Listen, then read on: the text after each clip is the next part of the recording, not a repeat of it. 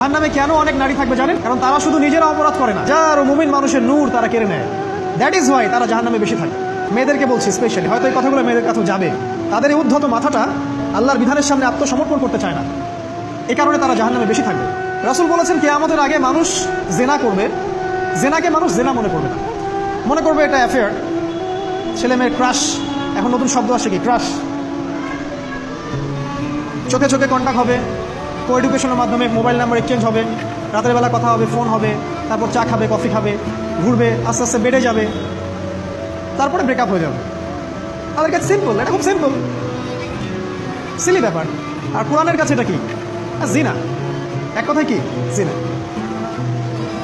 জিনায় লিপ্ত থাকা অবস্থায় দোয়া কবুল হয় না, কিন্তু মানুষ যদি এটা থেকে বের হয়ে তওবা করে আল্লাহর জন্য, তার দোয়া অনেক বড় মানুষের দোয়ার মতো কবুল হয়।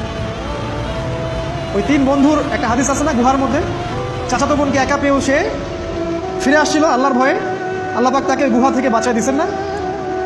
হাদিসটা পড়ে দেখবেন, অনেক বড় হাদিস। জিনা থেকে দূরে থাকলে হৃদয়ে নূর আসবে।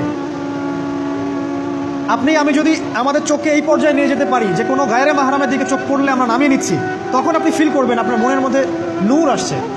এই যে আমি এখন একটা লেকচার দিচ্ছি, আমার খুব ভালো লাগছে, ঠিক রাস্তায় যেতে যেতে যদি আমি 8-10টা মেয়ের দিকে তাকাই, আমার এই নূরটা উঠে যাবে। জাহান্নামে কেন অনেক নারী থাকবে জানেন?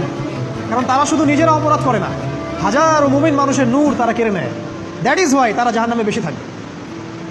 আরেকটা মেজর কারণ হচ্ছে তাদের এই উদ্ধত মাথা। মেয়েদেরকে বলছি স্পেশালি, হয়তো এই কথাগুলো মেয়েদের কাছেও যাবে। তাদের এই উদ্ধত মাথা আল্লাহর বিধানের সামনে আত্মসমর্পণ করতে চায় না। তাদের এই উদ্ধত মাথাটা আল্লাহর বিধানের সামনে আত্মসমর্পণ করতে চায় না, এই কারণে তারা জাহান্নামে বেশি থাকবে। যে কোনো বিধান আল্লাহ তাদের সামনে বলেন, সব মেয়ের কথা বলছি না, ম্যাক্সিমাম বিভিন্ন যুক্তি তারা দিবে। সামি'না ওয়া আতা'না এই পর্যায়ের না, যুক্তি দিবে। পর্দা করলে কি এখন কেমন করে চাকরি করব, পর্দা করলে কেমন করে পড়াশোনা করা যায়, এখন তো যাইতেই হচ্ছে, কিছু তো করার নাই, বিভিন্ন যুক্তি, হাজারটা যুক্তি তারা দিবে। কে জানি তাদের ব্রেইনটাকে পুরো ওয়াশ করে ফেলছে। আমি আপনাদেরকে বলছি কে করেছে? এটা করেছে স্বয়ং দাজ্জাল।